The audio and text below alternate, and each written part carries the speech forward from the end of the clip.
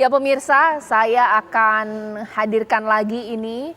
Kalau yang tadi saya hadirkan postingan pertama. Nah ini yang tadi sempat dibahas oleh Mas Roy Suryo bahwa ini merupakan postingan kedua setelah Mas Roy men-take down postingan yang pertama. Ini sebagai apa ya, klarifikasi bahwa ternyata foto editan tersebut memang sudah pernah diunggah dalam web pemberitaan sebelumnya, postingan orang sebelumnya, dan dilalah Mas Roy Suryo juga salah satu yang mengunggahnya. Oke, selain tadi saya sudah berbincang dengan Bang Kapitra Ampera, Mas Roy Suryo juga sudah memberikan klarifikasi pemirsa. Mungkin saya juga akan membahas dengan Pak Abdul Fikar dalam unsur pidananya ya. Kalau tadi sudah diklarifikasi. Ya.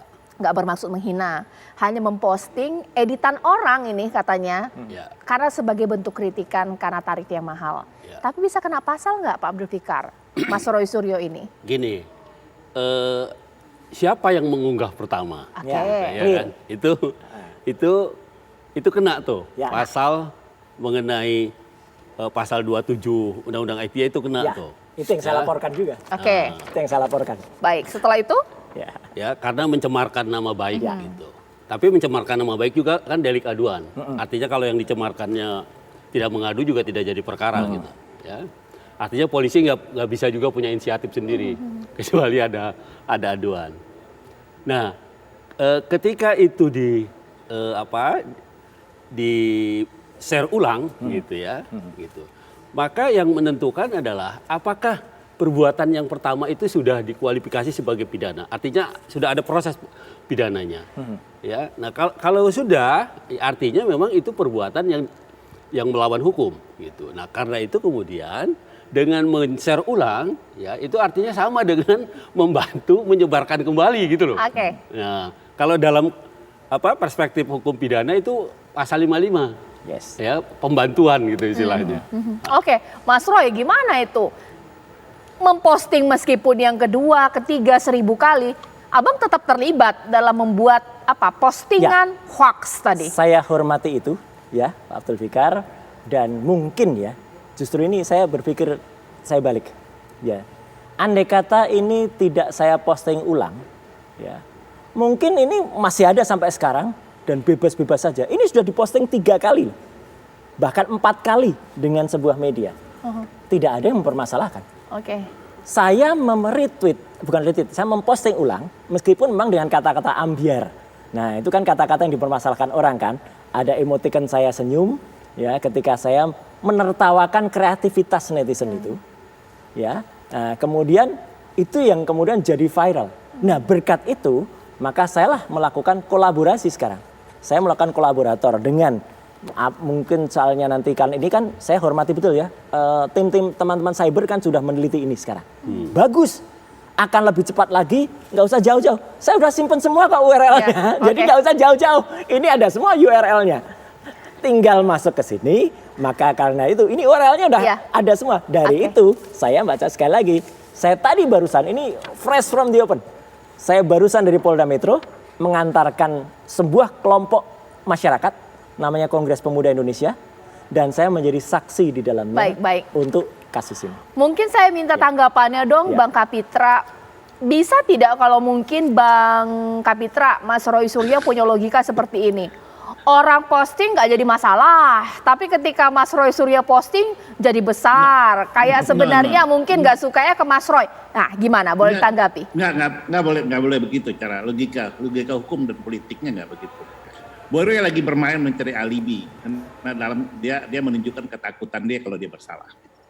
Jangan dipikir sebagai saksi lalu nanti langsung ada pelindungan saksi, keliru. Proses pidana kadang-kadang polisi melakukan penyelidikan dan penyidikan seseorang yang nanti jadi tersangka jadi saksi dulu, habis itu jadi tersangka. Ini jelas ya. Kalau kita ngambil minimal deliknya, perbuatan deliknya, itu membantu menyebarkan atau deldeming ya. Ya itu pun pasal 28 ayat 2 Undang IT itu tanpa hak, dan itu Anda melakukan delik Bung Roy ya. Sehingga tidak bisa Anda mendatangkan menyuruh orang melapor lalu terus Anda jadi saksi. perbuatan Anda ada di situ, gitu loh. Perbuatan ada di situ. Yang bisa menyelamatkan Anda kalau ini dia kelah delik, ya. Kalau ini dia kelah delik. Tapi kalau dia berkaitan dengan 156 Baik. Undang-Undang KUHP, maka di situ muncul delik umum. Baik. Ya. Dan Anda harus bertanggungjawabkan. Ya, Ini kan mungkin. kasus Ahok juga begitu dulu. Oke, nah, mungkin. saya ingin katakan bahwa dengan menghapus lalu mencoba menormalisasikan ya dengan tweet yang baru, bukan berarti hilangnya pidana. Oke, saya sudah tangkap Bang Kapitra. Intinya Mas Roy, meskipun Mas Roy sudah melapor ke polisi, tidak menggugurkan perbuatan Mas Roy yang juga ada unsur pidana. Bagaimana tanggapannya? Ya silahkan nanti saya menyerahkan saja ya ke kepolisian. Kan saya kan ikut aja. Yang penting saya sudah beritikat baik. Satu, karena itu ya dianggap saya kemudian yang kan ada pendapat saya mengedit. Saya clearkan. Saya sudah melakukan klarifikasi, clear. Dan bahkan saya sudah berkomunikasi dengan sahabat-sahabat kaum Buddhis, ya, kaum Buddha, ya, bahkan salah satu ketua dari organisasi Buddha, ya, itu sudah namanya Pak Wiryawan, ya, itu juga sudah berkomunikasi dan bahkan di kesempatan yang sebaik ini, karena beliau minta Mas Roy sampaikan secara terbuka permohonan maaf Anda. Oke, dengan segala hormat saya dan dengan lubuk hati yang paling dalam, ya, saya sampaikan. Kalau postingan saya itu ikut menjadi apa ya teman-teman umat Buddha di Urban, saya mohon maaf yang sebesar-besarnya. Ya, sadu. Oke. Ya. Baik. Jadi itu dari saya sendiri ya, karena memang ya mungkin itu keterbatasan saya, ya gitu. Saya mengaku itu keterbatasan. Tapi kalau soal kemudian dikatakan saya tidak punya etikat ya, kalau saya tidak punya etikat itu masih saya posting sampai sekarang. Sudah saya turunkan, sudah saya kemudian klarifikasi, bahkan ya. Karena itu menyinggung umat beragama, saya sampaikan permohonan. Baik, oke, ditahan dulu Mas Roy. Mungkin saya juga ingin minta ini pendapat dari masyarakat. Pak Abdul Fikar ditahan dulu. Silakan. Apa kata masyarakat terkait polemik ini? Apa tanggapan dari masyarakat yang ditemui oleh rekan kami Hijul yang siap mengabarkan langsung dari wilayah Menteng? Hijul silakan. Ya, selamat malam Caca Anissa dan juga pemirsa. Mengenai cuitan Roy Suryo di Twitter yang mengunggah gambar stupa Borobudur ini menyerupai wajah Presiden Jokowi ini masih menjadi perbincangan di dunia maya. Bahkan banyak komentar-komentar negatif sampai ada hashtag atau tagar tangkap Roy Suryo. Namun komentar negatif ini baru disampaikan di dunia maya. Kami akan mencari tahu ini komentar masyarakat secara langsung. Halo, selamat malam Pak. Selamat malam. Pak, dengan siapa? Irul. Pak Irul, izin kami minta tanggapannya ini mengenai polemik uploadan dari Roy Suryo ini yang mengupload gambar stupa Borobudur menyerupai Presiden Jokowi. Ini tanggapannya seperti apa Pak? Jadi memang kemarin sempat ramai di media sosial, di Twitter terutama untuk hal itu. Ini bagian dari kreativitas masyarakat, tidak bisa kita mengontrol ruang media ya. Harus informasi begitu cepat sekali sehingga meme-meme seperti itu kita juga tidak bisa tahu siapa yang membuat dan lain sebagainya. Hanya yang menjadi permasalahan adalah Pak Roy Suryo sebagai seorang tokoh publik yang juga beliau ini memiliki banyak follower di Twitter. Ketika mengunggah seperti itu kemudian menimbulkan polemik dan itu rasanya memang bagi saya agak ini ya memancing keributan begitu Mas ya.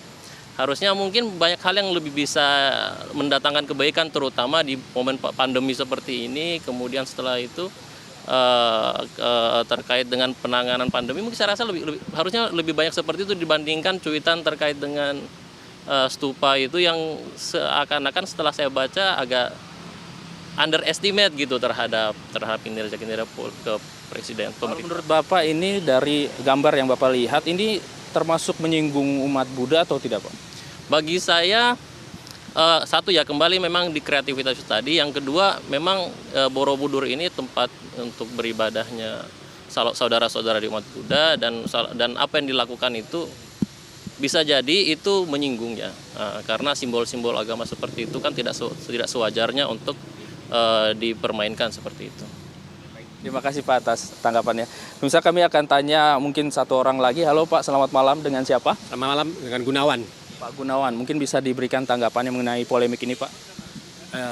Memang ini selalu menjadi terulang-ulang. Menurut saya Pak Roy Suryo untuk tidak mengulang hal ini lagi karena dia tokoh. Jadi apalagi itu memenya presiden dan juga ditaruh di walaupun dia bukan yang membuat, tetapi itu kan juga dia memviralkan.